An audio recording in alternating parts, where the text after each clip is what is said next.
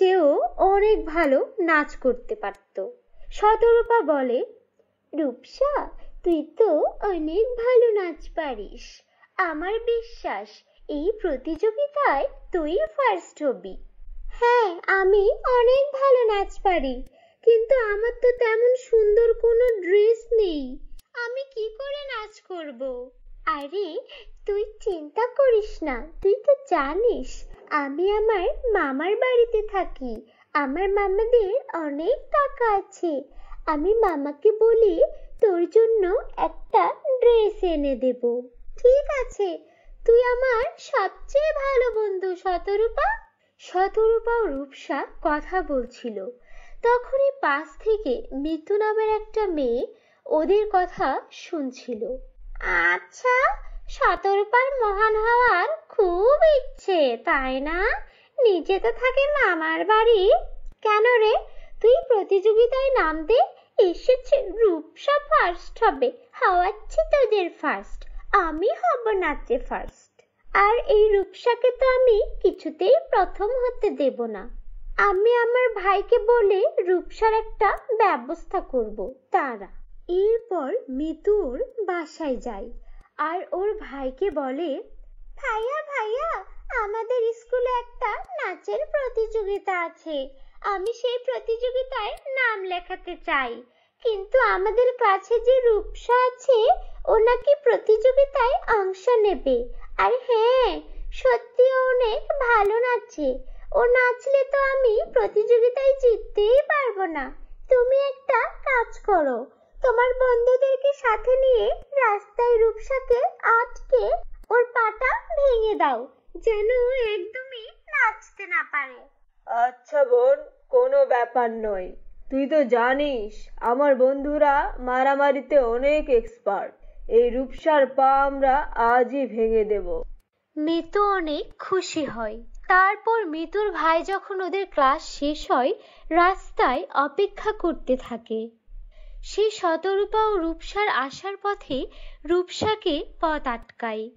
তারপর রূপসার পায়ে একটা লাঠি দিয়ে অনেক জোরে আঘাত করে, যার কারণে রূপসার পা ভেঙে যায় আর অনেক রক্ত পড়তে শুরু করে। শতরূপা অনেক থামানোর চেষ্টা করে, কিন্তু ওরা কারো কথাই শোনে না। এভাবে রূপসার পা ভেঙে দিয়ে মিতুর ভাই সেখান থেকে চলে যায়। এরপর শতরূপা তাড়াতাড়ি করে রূপসাকে হাসপাতালে ভর্তি করে। রূপসা ছিল অনাথ মেয়ে। রূপসার বাবা মা কেউ ছিল না। রূপসা ওর বুড়ো দাদির সঙ্গে বাস করত। এই খবর পেয়ে ওই বৃদ্ধ দাদি চলে আসে। আরে আমার নাতনিটার এই অবস্থা কি করে হলো? এবার এই পা নিয়ে মেয়েটা কি করবে? দাদি, আমি অনেক চেষ্টা করেছি রূপসাকে বাঁচানোর, কিন্তু কোথা থেকে কতগুলো ছেলে এসে রূপসার পা ভেঙে দিয়ে গেছে। আমি ওকে বাঁচাতে পারিনি। কি আর করবে, মেয়েটারও পুরো কপাল। বাবা মা কেউ নেই। আমি মানুষের বাড়িতে কাজ করে আমাদের সংসার চালাই। এই পা ভাঙা মেয়েকে আমি এখন কিভাবে দেখে রাখবো? দিদি, আপনি চিন্তা করবেন না, আমি আমার মামা বাড়িতে কথা বলে ওর চিকিৎসার ব্যবস্থা করব। এরপর শতরূপা ওর বাসায় চলে আসে আর ওর মাকে রূপসার সম্পর্কে সবকিছু খুলে বলে। মা, জানো আমার বান্ধবী রূপসাকে কতগুলো ছেলে এসে ওর পা ভেঙে দিয়ে গেছে। এখন রূপসা বেচারি তো উঠে দাঁড়াতেও পারে না। ওর চিকিৎসার জন্য কিছু টাকার প্রয়োজন। তুমি মামাদের বলো না কিছু টাকা দিতে, যেন ওর চিকিৎসাটা হয়ে যায়। ঠিক আছে, আমি তোর মামাকে বলবো যেন রূপসার চিকিৎসার জন্য টাকা দিয়ে দেয়। কিন্তু মা, চিকিৎসা হলেও তো ওর সামনে একটা প্রতিযোগিতা আছে। নাচের প্রতিযোগিতা। তুমি তো জানো ওদের পরিবারের অবস্থা কত খারাপ। এই প্রতিযোগিতায়ও জিততে পারলে 1,00,000 টাকা পুরস্কার পেত, কিন্তু ও তো এখন নাচতেই পারবে না মা। আমার মেয়েটা কত লক্ষ্মী, নিজের বান্ধবীর জন্য কেউ এত করে। আর তুমিও তো ভালো নাচ করতে পারো, তুমি প্রতিযোগিতায় অংশ নিচ্ছ না কেন? না মা, রূপসাদের টাকার খুব প্রয়োজন। আমাদের তো মামারা সাহায্য করে, কিন্তু আমি চাই রূপসাই যেন এই প্রতিযোগিতায় প্রথম হয়। ঠিক আছে, তোমার মন যেহেতু এত বড়, আমি তোমাকে একটা উপায় বলি। আমাদের গ্রামের পিছনে একটা কালো জঙ্গল আছে। আমি ছোটবেলায় সেই জঙ্গলে খেলা করতাম। সেখানে একটি পরী থাকে। সেই পরীর সোনা ও রূপার লিপস্টিকের নদী আছে। ওই লিপস্টিক যে লাগায় তার মনের ইচ্ছা পূরণ হয়ে যায়। তুমি এক কাজ করো, সেই জঙ্গলে চলে যাও। ওই পরী একমাত্র যাদের মন সুন্দর আর যারা অন্যর উপকার করতে চায় তাদেরকেই সাহায্য করে। ঠিক আছে মা, তোমাকে অনেক ধন্যবাদ। আমি এখনই যাচ্ছি ওই সোনা রূপার নদীর লিপস্টিকে পরীর কাছে। এরপর শতরূপা বেরিয়ে পড়ে সেই জঙ্গলের খোঁজে এবং সেই কালো জঙ্গলে পৌঁছেও যায়। তারপর যখনই পথ চলতে শুরু করে, শতরূপা দেখতে পায় সেখানে একটা সোনার আর একটি রূপার জাদুর লিপস্টিকের নদী রয়েছে। আরে, এই তো সোনা রূপার লিপস্টিকের নদী। আপনি কোথায়? আপনাকে আমার খুব প্রয়োজন। তখন সেখানে একটি পরী প্রকট হয়। এসো শতরূপা, তোমার অপেক্ষাই করছিলাম। তোমার মা আমাকে স্মরণ করেছিল আর বলেছিল তুমি এখানে অবশ্যই আসবে। আমি জানি তোমার মন অনেক সুন্দর। এই নাও সোনা ও রূপার জাদুর লিপস্টিক। এই লিপস্টিক তুমি তোমার ঠোঁটে পরে তোমার যা মনের ইচ্ছা তাই বলো। এরপর শতরূপা সেই সোনা রূপার লিপস্টিক নিয়ে রূপসা যে হাসপাতালে ভর্তি আছে সেখানে চলে যায়। রূপসা এদিকে হাসপাতালের বিছানায় শুয়ে কান্না করছিল। শতরূপাকে দেখে রূপসা বলে, শতরূপা, আমার সব শেষ হয়ে গেল। ভেবেছিলাম এই প্রতিযোগিতায় 1,00,000 টাকা পাবো, তাহলে আমার আর আমার দাদির জন্য জীবনটা একটু সহজ হতো, কিন্তু এখন তো কিছুই হবে না। কে বলেছে কিছু হবে না? দেখ আমি তোর জন্য কি এনেছি। শতরূপা সেই সোনা ও রূপার লিপস্টিকটা রূপসাকে দেখায়, আর যখনই ও সোনা ও রূপার লিপস্টিকটা ওর ঠোঁটে লাগায় তখনই রূপসা বলে, জাদুর সোনা রূপার লিপস্টিক, আমার বান্ধবী রূপার পাটা একদম ঠিক করে দাও। তো এতটুকু করতেই রূপার পা একদমই ঠিক হয়ে যায়। এরপর শতরূপা বলে, জাদুর সোনা রূপার লিপস্টিক, আমার বান্ধবীর জন্য একটা সুন্দর লেহেঙ্গা প্রকট করো। এটুকু বলতেই শতরূপার সামনে একটা সোনার লেহেঙ্গা প্রকট হয়। এসব দেখে রূপসা একদমই অবাক হয়ে যায়। তখন শতরূপা সব ঘটনা খুলে বলে। সব শুনে রূপসা শতরূপাকে অনেক ধন্যবাদ দেয়। পরবর্তী দিন নাচের প্রতিযোগিতায় সেখানে মিতু নাচ করতে আসে এবং সে নিজের মতো নাচ করে। কিন্তু যখন রূপসা এসে নাচের প্রতিযোগিতায় নাচ করতে থাকে, ওর নাচ দেখে সবাই মুগ্ধ হয়ে যায় আর বিচারক রূপসাকে নাচের প্রতিযোগিতায় প্রথম ঘোষণা করে। আর সেই প্রতিযোগিতায় জয়ী হওয়ার জন্য রূপসাকে 1,00,000 টাকা পুরস্কার পুরস্কার দেয়। রূপসা শতরূপাকে আর সেই পরীকে মন থেকে ধন্যবাদ জানায়। রূপসা ও শতরূপা দুই বান্ধবী সারা জীবন মিলেমিশে জীবন কাটাতে থাকে। তো বন্ধুরা, কেমন লাগলো তোমাদের আজকের এই গল্পটি? কমেন্ট করে জানিয়ে দিও।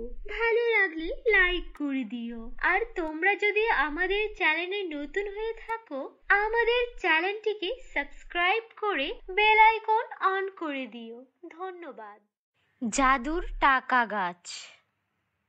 এক গ্রামে বাস করত করিম ও তার বউ কমলা। তাদের সংসারে যেন অভাব অনটনের শেষ নেই।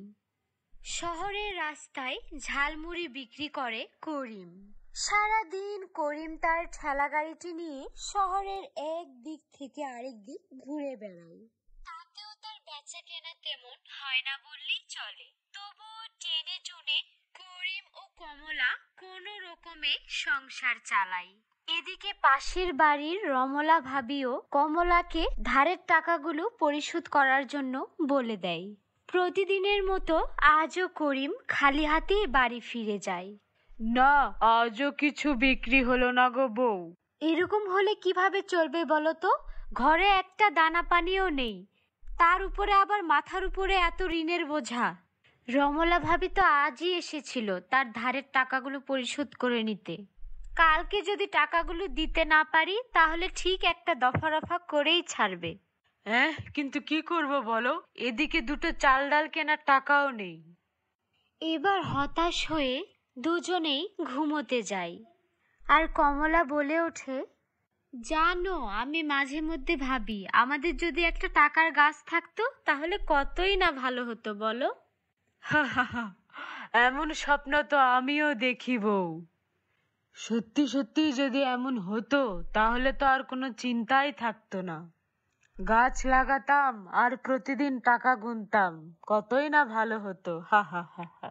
সৃষ্টিকর্তা কি আমাদের দিকে দেখবে না, নাকি এভাবেই আমরা একদিন না খেতে পেয়ে মরব? তুমি একদম চিন্তা করো না বউ, সৃষ্টিকর্তার উপর বিশ্বাস রাখো, দেখবে তিনি একটা না একটা ব্যবস্থা ঠিক করে দিয়েছে। এবার নাও দেখি, এত চিন্তা না করে ঘুমিয়ে পড়ো। তখন রাত ৩টে কি ৪টে। হঠাৎ কমলা তার স্বপ্নে দেখে, মা কমলা, আমি তোর উঠোনে এই চারা গাছটা পুঁতে দিলাম।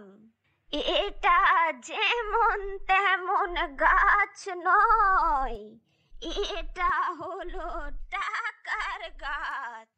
এই গাছে এক বালতি পানি ঢাললে এটি একটি বড় গাছে পরিণত হবে।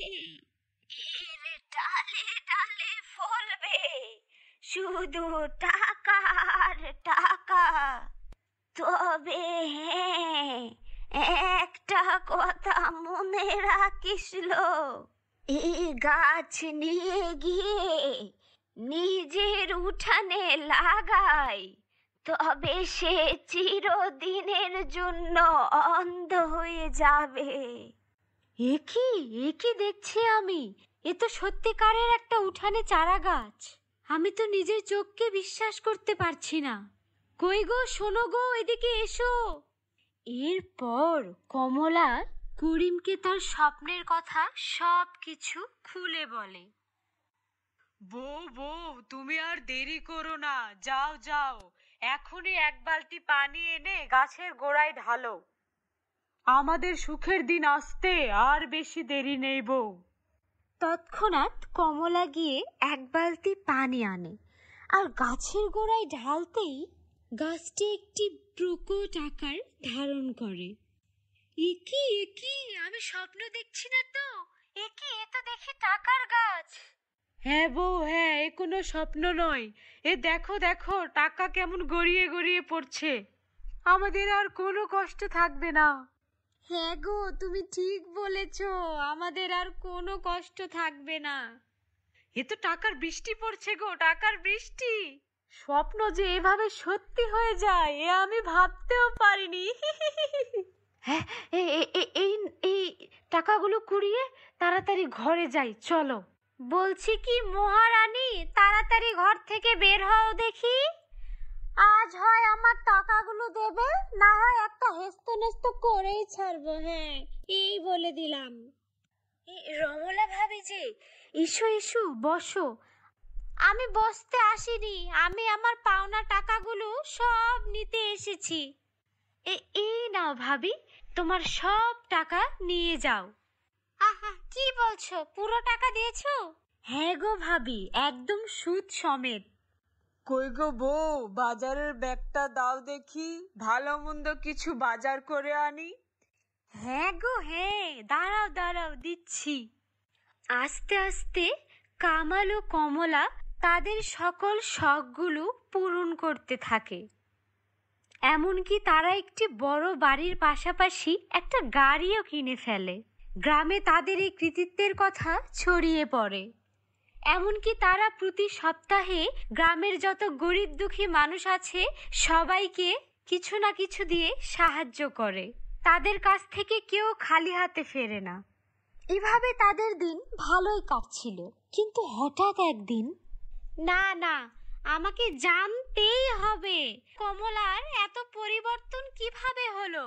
কিছুদিন আগে আমার ধারের টাকায় মেটাতে পারছিল না, আর এখন দেখি পুরো গ্রাম শুদ্ধ মানুষকে খাওয়াচ্ছে, পড়াচ্ছে। না, আমাকে জানতেই হবে। এভাবে আড়াল থেকে লুকিয়ে লুকিয়ে রমলা দেখে তাদের মস্ত বড় এই টাকার গাছ।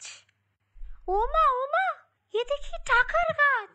না, এই টাকার গাছ আমাকে যেভাবেই হোক হাতিয়ে নিতেই হবে। তারাও, তোমাদের বড়লোক হওয়া আমি বের করছি। এই বলেই করিম ও কমলা ঘরে চলে গেলেই রমলা চারা গাছটি নিয়ে চলে যায়। আর চারা গাছটি এনে তার উঠানে লাগানোর সাথে সাথেই, ওমা ওমা, এ কি হলো? আমি যে চোখে কিছু দেখতে পাচ্ছি না। হায় হায় হায়, আমার এ কি হলো? আমাকে বাঁচাও সৃষ্টিকর্তা। বুঝেছি, এ সবই ওই টাকার গাছের জন্য। তার চিৎকার চেঁচামেচিতে গ্রামের সব লোকজন এক জায়গায় হয়। হায় হায় হায়, আমার এ কি সর্বনাশ হলো! সেখানে করিম ও কমলাও ছুটে আসে। একি ভাবি, এ তো দেখি আমাদের চারা গাছ, তুমি এটা কোথায় পেলে? আর বলো না, আমি লোভের যন্ত্রণায় তোমাদের এই টাকার গাছটা চুরি করে এনেছিলাম, আর সৃষ্টিকর্তা আমাকে তার ফলস্বরূপ অন্ধ বানিয়ে দিয়েছে। আমাকে মাফ করে দাও, আমি আর কোনোদিন লোভ করব না। কিন্তু আমরা তোমাকে মাফ করে দিলেও এটা তোমার কর্মেরই ফল। তোমাকে সারা জীবন এই ফল ভোগ করতে হবে। আজ তুমি যদি লোভ না করতে, তাহলে অন্তত তুমি হয়তো এই পৃথিবীটা দেখতে পারতে। এরপর রমলার দিন কাটতে থাকে খুবই কষ্টের সাথে, আর করিম ও কমলার দিন কাটতে থাকে হাসি খুশিতে।